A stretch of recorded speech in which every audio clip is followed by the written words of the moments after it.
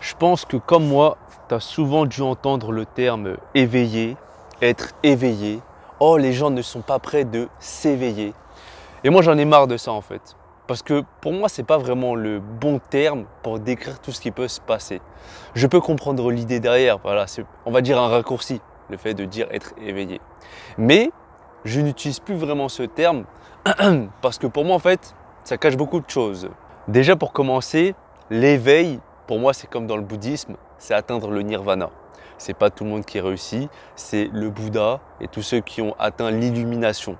Ça peut être l'ataraxie dans le stoïcisme, dans l'épicurisme. C'est vraiment cet état qui n'est pas à la portée de tous, qui est le fruit d'un long travail qui a pu prendre plusieurs vies, plusieurs années, plusieurs décennies, etc. Du coup, quand j'entends des personnes dire « Ouais, et toi, t'es éveillé, toi. Et ouais, mais lui, il n'est pas éveillé. Moi, je suis éveillé. » Pour dire que voilà, ils ont eu accès à une certaine zone d'information concernant ce système, ils ont pu voir ce qui se passe derrière les coulisses, parce que tout ce qui nous est présenté devant nous, il suffit, enfin, une fois que tu te poses des questions et que tu regardes derrière et que tu te renseignes suffisamment, une fois que tu as vu cette lumière, cette vérité, là, dire que tu es éveillé, pour moi, je ne suis pas d'accord en fait. Je peux parler de réveil, le fait du jour au lendemain, on va dire que tu prends une gifle de la vie qui remet en question tout ton paradigme, mais de là à se dire être éveillé, non, pour moi en fait c'est trop. Encore une fois, toi qui regardes cette vidéo, moi-même qui fais cette vidéo, on n'est pas éveillé parce que on n'a pas atteint l'illumination du Bouddha, on n'a pas atteint le nirvana, l'ataraxie, etc. Et on en est même très loin. Du coup, personnellement, je ne me vois plus utiliser ce terme, être éveillé. Et après, encore une fois, ça peut être un raccourci pour décrire une idée. Les gens qui ne sont pas conscients de tout ce qui peut se passer dans le système et qui croient de A à Z, au doigt et à l'œil, les dirigeants, etc., les médias dominants, et qui ne font que de suivre un chemin tout tracé, dire que eux sont endormis. Et si toi, tu es au courant de tout ce qui se passe derrière, être réveillé, ça, je peux comprendre. Maintenant, de s'attacher à ces termes pour décrire ces gens-là et de faire une scission, créer deux camps, là, c'est plus trop mon délire, tu vois. Et le profil des personnes qui utilisent ces termes avec vraiment beaucoup de conviction, personnes que j'ai pu être il y a encore quelques années, quelques mois, parce que j'y croyais dur comme fer. En fait, ce sont des personnes qui sont isolées. Je ne veux pas dire qu'ils sont seuls, parce que pour moi, en fait, la solitude et l'isolement, c'est pas pareil. Là où on parle de solitude, où ouais, je me sens seul, etc., pour moi, on tombe dans l'isolement. Et la barrière, en fait, est très mince. L'écart est très mince entre les deux. C'est très subtil, en fait, comme différence. Bref, le profil de ces personnes-là qui sont encore dans cette séparation, moi, je suis éveillé, toi, tu es un endormi, eh bien, ce sont des personnes isolées du groupe qui, par la force des choses, par les événements de la vie, se retrouvent esselés dans un coin et qui regardent ce monde. Qui regardent ce monde là où tout le monde a peut-être cette impression qu'ils ont trouvé leur place, qu'ils sont heureux, etc. Et eux, ayant eu accès à une certaine dose de vérité, bah, il n'y a personne avec qui partager tout ça. Du coup, là je vais parler de moi, c'est que bien sûr que j'ai pu être dans cet état et je le suis encore aujourd'hui parce que en fait, quand tu es tout seul dans ton délire, tu as des sujets de conversation qui sont dans ta tête, mais tu ne peux partager ça avec personne, ça fait péter un câble, tu vois. Quand tu entends les autres parler de l'actualité, de politique, d'événements sportifs, de leurs affaires familiales, des dernières promotions au supermarché, peu importe, toi tu es là, tu réfléchis entre guillemets aux vrais problèmes de la vie, aux coulisses de cette société, à une élite qui contrôle le monde, à un gouvernement, etc. Bah forcément, vu que tu en parles avec personne, tu es esselé, encore une fois, tu es dans ton coin, tu es isolé. Et quand tu es dans cette situation, bah, il se passe une chose, c'est que tu es en colère. Tu es une boule d'énervement à toi tout seul, ouais, bah, j'ai bugué, tu as compris. Et bah, tu as cette énergie en toi que tu ne peux pas refouler en fait. Tu es là, tu l'émets sans même le vouloir parce que c'est ce que tu es, de la colère. Et plus on va côtoyer des personnes qui ne nous ressemblent pas, plus on aura envie de s'isoler. Plus on va s'isoler, moins on aura envie de côtoyer des personnes qui ne nous ressemblent pas. C'est un cycle qui se répète, c'est une boucle qui n'en finit pas jusqu'au moment où voilà, on peut prendre conscience de tout ça et espérer, essayer d'en sortir. Parce que plus tu vas rester seul, plus tu seras dans ton délire à regarder des choses sur ce monde, à te renseigner, à t'informer sur voilà, les coulisses de ce monde, à regarder vraiment au détail près et à acquérir de plus en plus de connaissances.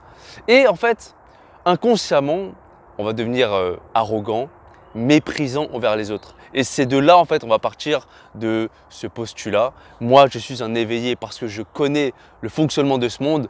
Eux, tous là, ce sont des ignorants parce qu'ils n'ont pas le temps de réfléchir, parce que ce sont des esclaves qui ne font que de travailler, parce qu'après, ils vont se divertir, ne pas réfléchir parce qu'ils sont trop fatigués, etc. Et plus on va rentrer et rester dans ce schéma, plus on y sera bloqué, en fait. Plus on va se mettre en colère par rapport à ce monde, à péter un câble dans son coin, cette boule de colère que l'on renferme en nous, elle fait des dégâts d'abord à nous. Et c'est quand on est soumis à ce genre d'émotion en fait qu'on peut pas voir l'image dans son ensemble. Pour moi en fait, à partir du moment où tu es l'esclave d'une émotion, que ce soit la tristesse, la colère, peu importe en fait, tu peux pas voir les choses pleinement dans leur totalité en fait. Et pour moi, à partir du moment où tu réussis à mettre l'émotion de côté, là en l'occurrence la colère, c'est là où tu te rends compte que, ah, j'avoue, j'avais pas vu ça. Il me manquait cette information. C'est vrai que si j'avais pris le temps de prendre un pas de recul et de voir les choses de plus loin, bah, je serais moins en colère en fait. Mais pour être moins en colère, bah, je te dirais, il faudrait prendre conscience. Après, c'est des événements de la vie, tu vois. Je l'ai déjà dit dans des précédentes vidéos, c'est que me concernant, le fait d'avoir moins le seum, ça me fait voir la vie autrement en fait. Là où pendant des années, j'étais bloqué dans cette bulle de colère, de révolte, de déprime, de tristesse, tout un mélange, tout un cocktail qui fait que je ne pouvais pas voir les choses dans leur totalité et bah, justement, je me permettais de juger. Et c'est à partir du moment où on juge les autres, on juge une situation qu'on n'a pas toutes les données. Et à partir du moment où tu essaies de collecter toutes les données, bah, tu ne vas pas te permettre, même perdre du temps à juger en fait. Parce que voilà, on va essayer d'analyser, etc. Et c'est aussi une chose que j'ai remarqué chez des personnes, moi y compris fut un temps, quand je faisais cette séparation, les endormis, les éveillés, c'est que je comptais beaucoup sur mon intellect. En fait, si tu veux, la masse des personnes, c'est-à-dire la majorité des personnes, ils sont soumis à leurs émotions, au pathos. C'est pour ça qu'encore une fois, ils sont facilement manipulables. Ces 2-3 dernières années, on l'a vu. On a reprogrammé leur fonctionnement parce qu'on leur a fait peur. Oh, l'idée de la mort, ouais, maladie dangereuse, etc. Bref, on a changé leurs habitudes, etc. Et le truc, c'est que quand toi, tu es en mode pilule rouge réveillé, bah, tu fonctionnes beaucoup à l'intellect, beaucoup par le mental. Tu essaies de sortir de l'émotion, mais en fait, on va tomber dans un autre piège qui est le piège de l'ego.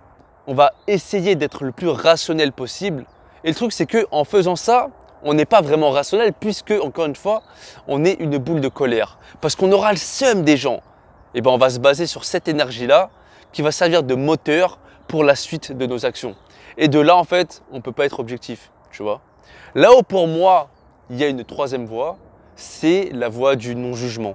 C'est la voie de la non-dualité qui est à travers le silence en fait. Ne pas tomber sous le coup de l'émotion et ne pas être pris dans le piège de l'ego avec le mental, avec trop de logique, tu vois. Juste observer les choses sans juger, sans insulter les gens, sans se dire « Ah, ok, c'est comme ça. Ah, ok, lui, il n'est pas comme ça. » Observer ce qui peut se passer, une personne, une situation, un événement, et juste être là, ok.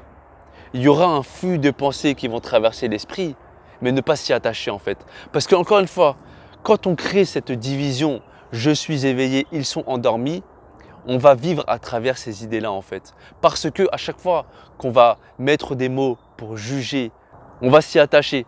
Et c'est pour ça que je m'en souviens, ces derniers mois, quand je commençais à me poser des questions parce que j'en avais marre de parler des gens, de parler du système, de critiquer, de toujours parler des mêmes choses, eh ben, je tournais en rond en fait. Et j'ai pas fait de vidéo pendant plusieurs mois parce que je prenais le temps de digérer tout ce processus. Et il y a une chose que j'ai compris en fait, c'est que quand on se croit éveillé, en fait, on est attaché, encore une fois, à cette colère. Et le fait de ne plus avoir cette colère, il y aura cette peur du vide. Comme Aristote a dit, la nature a horreur du vide. Et c'est pour ça que pendant un moment, je me sentais vide. Parce que en fait, vu que je n'avais plus de colère pour alimenter mes pensées, pour alimenter mes actions, il n'y avait rien d'autre en fait qui me poussait à agir. Là où pour moi, en fait, après avoir transmuté cette énergie de colère, je suis passé à autre chose. Aujourd'hui, j'essaie d'être beaucoup plus dans l'amour. Et comme Osho l'a dit, la colère se transforme en compassion. Quand je regarde les autres personnes que avant je jugeais d'endormis, aujourd'hui j'ai beaucoup de compassion pour eux. J'ai pas de pitié pour eux, mais j'ai de la compassion. La subtile différence, c'est que pour moi en fait, on a ce qu'on mérite, on a ce qu'on est venu chercher. Là où quand tu as pitié de quelqu'un, bah, tu aimerais qu'une autre chose lui arrive, alors que pour moi la compassion c'est vraiment ah ouais, force à toi.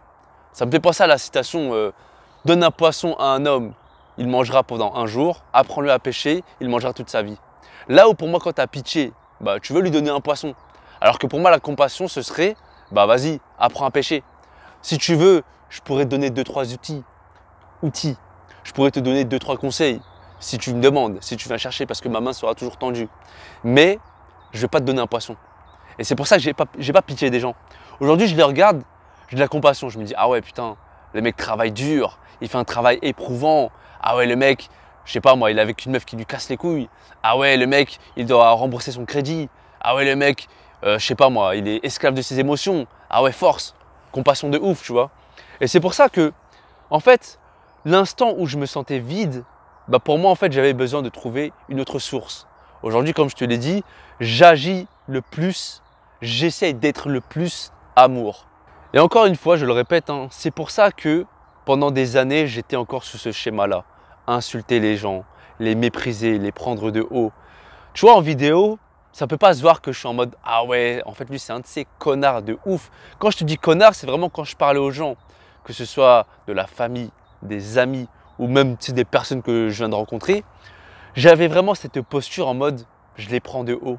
Parce que bah, j'avais accès, encore une fois, à des connaissances, j'avais ouvert les yeux sur certaines parties de ce monde. Et vu qu'eux n'avaient pas l'esprit, on va dire, rivé sur ces choses-là, je me permettais de les juger. Et en fait, comme la vie est bien faite, hein, quand tu as la tête qui grossit, eh bien la vie te ramène sur terre. La vie m'a giflé encore une fois. Encore une fois, voilà, comme j'ai pu le dire dans d'autres vidéos, ces mêmes personnes que j'ai pu juger, mépriser, ce sont eux qui m'ont donné les plus grosses leçons que j'ai pu apprendre ces derniers mois, cette dernière année. Et c'est pour ça que je te tiens ce discours en fait. C'est parce que pour moi, je ne fais plus cette distinction entre éveillé, endormi. Je me dis que chacun a ses forces, chacun a ses faiblesses. Peut-être qu'avant, je jugeais une personne endormie parce qu'elle n'avait pas accès encore une fois aux informations que j'avais. Mais ça se trouve, il y aura des forces à elle qui, on va dire, seront plus matérielles. Si j'ai un problème avec ma voiture, bah, je serais bien content que cette même personne me répare ma voiture. Si tu es là, tu as un problème de plomberie, d'électricité, tu es bien content qu'il y ait un mec qui vienne réparer ça pour toi. Si tu vas au grec, tu es bien content qu'il y ait un mec qui fasse ton grec. Tu vas à la boulangerie, bah, tu as ton pain au chocolat, tu as ton croissant, peu importe ce que tu achètes, tu es bien content. Et pourtant, avant, je me permettais de juger ces gens-là. En mode, putain, toi là, t'es trop con. Mais non, en fait, le con, c'était moi. Tu vois. C'est pour ça que je ne prenais pas les choses dans leur ensemble. Supposer, ah ouais, tu sais pas, c'est quoi le pédosatanisme? Vas-y, toi, je parle même pas avec toi. Ouais, mais à côté, le mec, il est en train de travailler dur, il est en train de nourrir sa famille. Il y a son gosse qui fait des études dures parce que voilà, il voit son père trimer, ses parents trimer. Il veut pas que lui, ça lui arrive la même chose le jour où il aura des enfants, etc. Il veut pas répéter ce cycle. Et moi, je suis là, tu connais pas le système bancaire, toi? Espèce de grosse merde, va. Et après, à côté, je serais là, ouais, passe-moi une baguette, s'il te plaît. Quand je vais dans la boulangerie, hein, ou sinon quand je vais au grec. Mais je pense que tu as capté ce que je dis parce que je suis en train de m'en mêler les pinceaux là. Mais tu vois ce que je veux dire ou pas? Quand tu es là, tu es énervé, encore une fois, tu ne vois pas les choses dans son ensemble. Et toi qui te dis être éveillé, si tu es toujours une boule de colère, tu n'es pas éveillé en fait. Comment tu peux être chez toi, posé dans le calme, il n'y a personne qui vient te parler, il n'y a rien qui puisse t'énerver, mais au fond de toi, tu ressens cette colère, tu ressens cette révolte, tu ressens vraiment cette rage, cette haine. Comment tu peux te croire éveillé? C'est faux. Imaginons là, regarde, je suis dans un cadre, t'aimes le cadre. Des arbres, j'ai vu des lapins, il y a de la vie, tu vois, autour de moi. Si je suis là, je suis posé, je suis en train d'insulter tout le monde, je suis en train de traiter la merde de tout le monde et je suis dans ma colère. Ah! Comment je peux me croire éveillé? C'est pas possible. Remettons les termes à leur place, hein. Être éveillé, le bouddhisme, le nirvana, t'es pas un Bouddha, je suis pas un Bouddha parce que c'est pas parce que je dis que tu n'es pas éveillé, sous-entendu moi je le suis. Non, je suis pas éveillé moi. Encore une fois, je peux comprendre l'idée derrière tout ça, c'est-à-dire que tu es conscient des rouages de ce système. Ok, mais dans ce cas-là, développons plus l'idée. Ah, il est conscient des choses. Ah, il a accès à certaines informations, il a ouvert les yeux. Ok, c'est plus long à dire, mais c'est plus cohérent, c'est plus juste. De la même manière sur YouTube, tu vois, il y a ce rapport abonné, communauté, créateur. J'aime pas ça. J'ai jamais appelé les gens qui regardent mes vidéos mes abonnés. Tu vois, quand je rencontre des gens, je vais dire, ah lui, il regarde mes vidéos. Parce que ça se trouve, il va regarder pendant un certain temps, il va arrêter. Parce que ça se trouve, il a regardé une seule vidéo, boum, il vient de me rencontrer direct. Parce que ça se trouve, il a regardé pendant un certain temps et après, il a arrêté. Et ça se trouve, il s'est désabonné, peu importe. Mais je ne me vois pas dire, hey, vous êtes mes abonnés. Ouais, vous êtes ma communauté. Non, moi, je suis le maître de personne. J'ai pas envie d'être ton gourou. J'ai pas envie d'être ton patron. Je suis même pas ton pote parce que je te connais pas, tu vois. Donc, je me vois pas dire, ouais, hey, mes abonnés, non. Tu es un gars, tu regardes mes vidéos de temps en temps, pendant quelques années, je sais pas, en tout cas merci, hein, ça fait plaisir de ouf. Tu es une meuf, je sais pas t'as quel âge, tu fais quoi dans la vie, voilà. Tu regardes mes vidéos, ok, c'est bon, ça s'arrête là. Mais je vais pas t'appeler, tu es mon abonné. J'aime pas ça, tu vois. J'aime pas ce rapport hiérarchique en fait. Parce que c'est un peu ça, hein, quand je dis ouais, quand les youtubeurs disent ouais, oh merci ma communauté. Non, non, non, non, moi j'aime pas ça, moi. Et pour en revenir à l'isolement, la chance que j'ai pu avoir dans cette vie, c'est de faire des vidéos et tu le vois bien, à chaque vidéo, je fais des milliers de vues. C'est-à-dire qu'il y a des milliers de personnes qui regardent ce que je peux faire, qui peuvent écouter mon discours. Et moi, j'ai pu avoir cette chance-là, de voir que non, je ne suis pas tout seul en fait. Je suis juste là, mais je ne sais pas qui peut me ressembler à travers les pensées, à travers les idées, etc. Et le fait de faire des vidéos et de voir qu'il y a des milliers de personnes qui peuvent connecter à ce que je dis, là je me dis, ah ouais putain en fait, on est tous éparpillés, mais on n'est pas seul. Encore une fois, il y a une différence entre être seul, tu vois, cette solitude qui va élever ton âme, ton esprit, et cet isolement qui va te faire bloquer dans tes émotions de basse vibration. Tu vois ou pas? Et c'est pour ça que si toi, tu n'as pas cette chance de faire des vidéos, d'être connecté à Internet avec des milliers de personnes, je peux comprendre que tu ne peux pas sortir de ce schéma-là, de tous les jours rencontrer le même type de personnes, d'écouter les mêmes types de discours, d'avoir les mêmes conversations, interactions. Je peux comprendre qu'on puisse rester dans ce schéma, être éveillé, voire des endormis. Mais dis-toi qu'en fait, dans la vie, tu peux rencontrer tout un tas de personnes. En fait, c'est toi qui dois émettre les bonnes vibrations. Si, imaginons, tu fais un voyage et que tu es vraiment dans un mood, rencontre de l'autre, ouverture d'esprit, ne pas juger l'autre, crois-moi que tu rencontreras d'autres personnes parce que tu vibreras à une autre fréquence qui te fera attirer des personnes différentes de d'habitude. Et c'est pour ça que à partir du moment où j'ai osé m'exposer sur Internet, faire des vidéos, confronter mon avis aux autres qui ne pensent pas comme moi, qui ne sont pas toujours d'accord avec moi, parce que c'est normal de ne pas être toujours d'accord avec moi, eh bien, ça me permet d'améliorer mon discours, ça me permet de réfléchir sur ce que je peux dire. Tu vois ou pas? C'est pas parce que tu n'es pas d'accord avec moi que je vais être là, mais ferme ta gueule en fait. Non, c'est pas comme ça.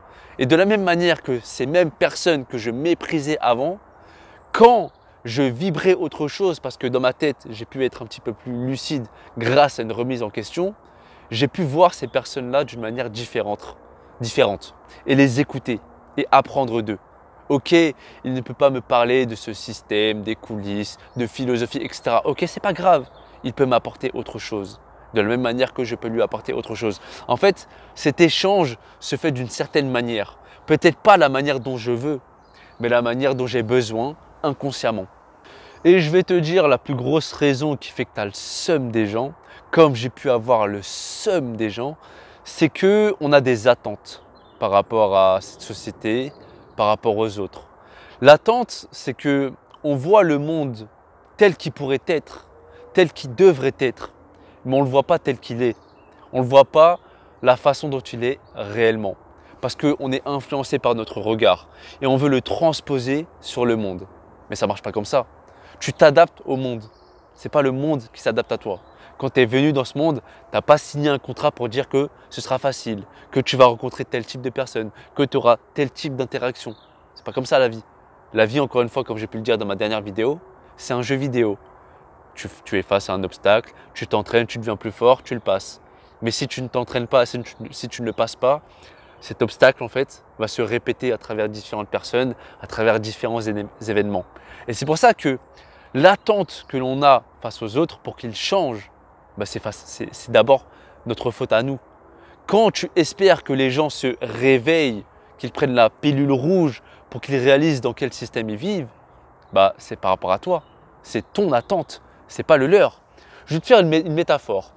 Pour ceux qui connaissent le foot, Ben Arfa, Balotelli. Bon, si tu ne connais pas ces deux joueurs, si tu n'es pas familier avec le monde du foot, je te la fais très simple. Ces deux joueurs-là, aujourd'hui, sont dans la trentaine passée. Il y a 10 ans, quand ils venaient de commencer leur carrière, c'était des putains d'espoir. On disait d'eux, ah ouais, eux là, les futurs stars de demain. Sauf que leur trajectoire n'est pas à l'image de leur potentiel. Parce qu'ils étaient vus comme des jeunes prodiges, ils se sont permis de se reposer sur leur laurier, de ne pas s'entraîner, de aller, tu sais quoi, nique sa mère, je joue comme ça. Du coup, à la fin, ils n'ont pas eu la carrière qu'ils auraient méritée grâce à leur talent. Et du coup, l'attente, c'est la même chose.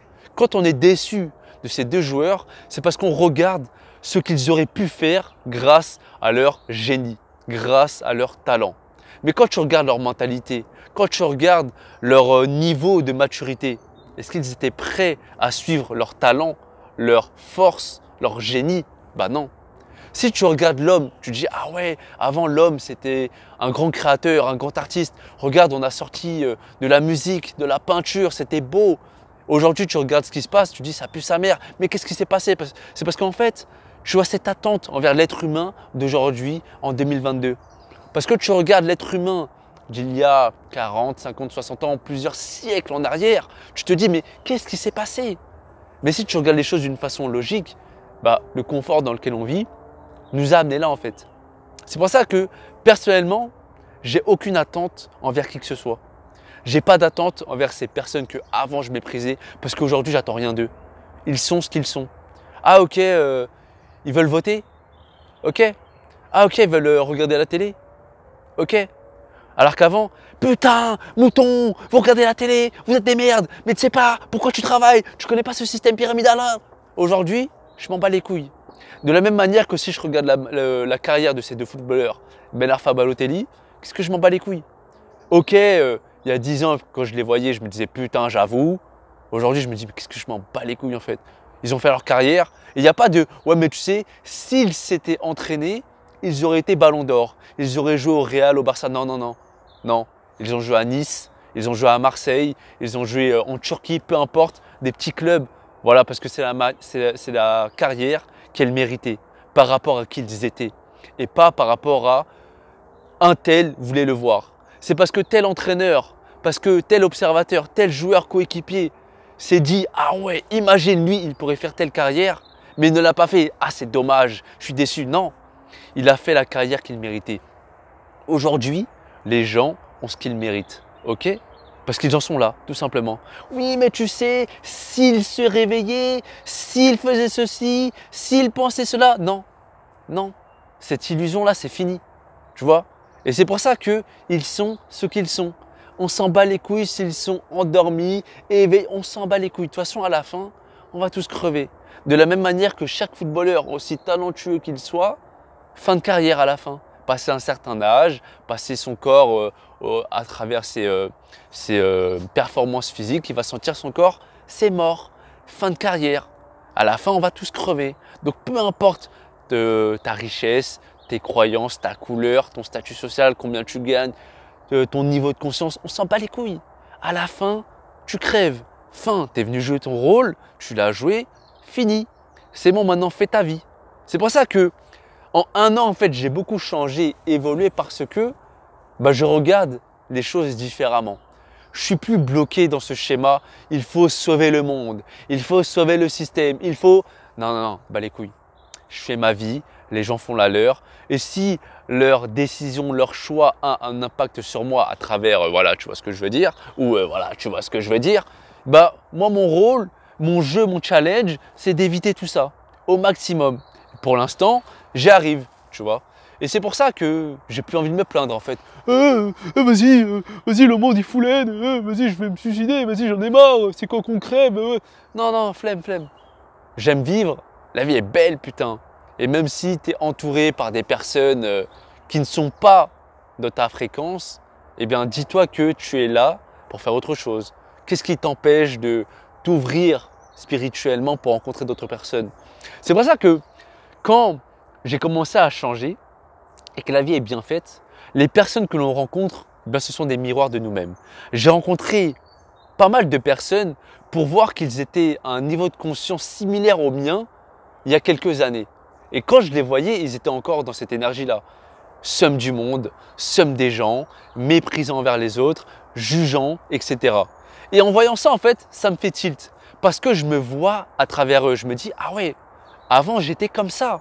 Et c'est pour ça que quand ces mêmes personnes me disent que je me suis égaré parce qu'aujourd'hui j'appelle à l'unité, aujourd'hui je dis que on est tous un. Peu importe le niveau de conscience, endormi, éveillé, on est tous un. Du coup, j'appelle à l'unité, j'appelle à être amour. Mais ces mêmes personnes vont me dire que je suis égaré. Tu vois ou pas? De la même manière que si le mois de 2017, de 2018 me voyait là actuellement quand je fais cette vidéo, je me serais traité de égaré, d'endormi, de vendu, j'aurais retourné ma veste, etc. Tu vois ou pas? Mais c'est pas grave. Parce qu'en fait, je comprends leur fonctionnement parce qu'ils en sont là à leur stade de leur vie. Et c'est ok. Tu veux me dire que je suis égaré? Parce que j'essaie de ramoter les troupes, j'essaie de faire en sorte que tout le monde puisse se réunir à travers la source d'une manière spirituelle, si tu veux. Si je dis que nous ne sommes qu'un, que ta vraie nature c'est d'être amour, ça fait de moi, j'ai bugué, ça fait de moi quelqu'un d'égaré, si tu veux. Donc encore une fois, le type de personne qui se maintient dans cette séparation, dans ces deux camps éveillés, endormis, bah, ce sont vraiment, comme j'ai pu l'être, hein. Enfin non, pas moi, parce que je vais t'expliquer pourquoi je te dis ça, c'est que mon avis, en fait, je ne l'ai pas gardé seulement dans mon coin, à l'abri de tous, non. Je l'ai exposé déjà à travers des vidéos. Et dis-toi que bah, dans ma famille, là je te fais une confidence, hein, dans ma famille on a regardé mes vidéos. Tout ce que j'ai pu dire sur les esclaves, sur voilà, tu as capté ce que j'ai pu dire. Et c'est de là en fait qu'est parti pas mal d'embrouilles dans ma famille, qui fait que je me suis mangé des gifles de la réalité. C'est parce que je tiens un discours tout seul, j'en fais une vidéo, je l'affiche publiquement, mais pas seulement. Quand j'étais face à des gens, famille, amis, j'ai pu tenir le même discours. Peut-être pas avec la même violence, mais je tenais le même fond. Et c'est pour ça que quand c'est comme ça, quand tu assumes vraiment ce que tu dis haut et fort, bah, tu n'es pas dans le même monde, donc forcément il y a une confrontation. Et c'est cette confrontation en fait qui m'a ramené à cette humilité que je peux avoir aujourd'hui en fait. Parce que j'ai pu être arrogant, parce que j'ai pu être prétentieux et vraiment méprisant, que voilà, je me dis que non, ok, tu peux savoir quelque chose. C'est encore cette illusion de la connaissance qui peut faire de toi un gros connard. Parce que tu es vraiment suffisant avec toi-même en te croyant beaucoup plus intelligent que les autres, beaucoup plus malin et te permet de les prendre de haut. Et ça, c'est une chose en fait que je ne veux plus faire parce que j'ai pu voir l'impact que ça a pu avoir en fait sur les autres et sur moi-même. En fait, si tu veux, si tu es là à avoir une idée, mais à juste garder ça pour toi et aux yeux de tous, tu mets ton masque social, tu fais du cinéma, mais comment tu veux exposer ton avis? Comment tu veux te confronter aux autres? En fait, c'est comme si tu jouais à un petit jeu vidéo, mais tu le joues en mode facile. C'est tellement facile de garder ses idées pour soi, de ne pas les confronter aux autres parce que ça te fait sortir de ta zone de confort, parce que ça te fait tilt. Tu es là, non, c'est les autres qui ont tort, c'est moi qui ai raison. Quand tu es toujours dans cet excès de colère, c'est trop facile en fait. Et si tu ne te remets pas en question par rapport justement à ta colère, comment on peut se croire éveillé? Après, je suis d'accord, tu n'es pas obligé de toujours confronter ton avis. Parce que si les gens qui regardent la télé, qui sont matrixés par la politique, les médias, bon, là ça ne sert à rien de parler. Mais c'est justement parce que ça ne sert plus à rien de parler que ça ne sert plus à rien de les juger. Tu vois pas ce que je veux dire? Parce qu'on ne va pas s'amuser, encore une fois, à dire des choses que les gens ne peuvent pas comprendre. Par contre, l'approche est différente. Là où on sait d'avance qu'ils ne peuvent pas comprendre, pourquoi les juger? Est-ce que tu vas te permettre de juger un bébé de 6 ans, enfin un bébé de 6 ans, je suis un ouf moi, un bébé de 6 mois qui ne peut pas courir à 100 mètres? Est-ce que tu vas te permettre de l'insulter, de le juger, de t'énerver contre lui? Non, parce que tu ne t'attends pas à ce qu'il puisse faire ça. Et de là, c'est la même chose. Si les gens, on sait d'avance qu'ils vont rien capter à ce qu'on va dire, pourquoi les juger en fait? C'est ah, ok, bienveillance, compassion, peut-être qu'un jour ça fait que, non, peut-être pas, ok, c'est cool. Mais dans la vie, en fait, il faut comprendre que s'il y a des PNJ, eh bien, ils ont un rôle. C'est leur rôle. Et ça, il faut l'accepter. Et j'en reviens toujours à ce schéma, comprendre, accepter, avancer. Si tu comprends le mécanisme de cette vie, de la psychologie des gens, tu l'acceptes. Et à partir de là, tu avances. Et quand tu avances, c'est d'une manière générale et c'est d'abord dans ta propre vie. C'est pour ça que si tu n'avances pas dans ta propre vie, c'est parce que on est occupé à cracher sur les autres. Réveillez-vous, arrêtez de voter, et réveillez-vous, vous voyez pas que. Mais qu'est-ce que tu fais là dans ta vie? Ben tu fais rien. Tu vois pas ce que je veux dire. Bref, voilà, je vais m'arrêter là parce que ça fait longtemps que je parle. Je te remercie de m'avoir écouté. À la prochaine. Paix, rire, amour.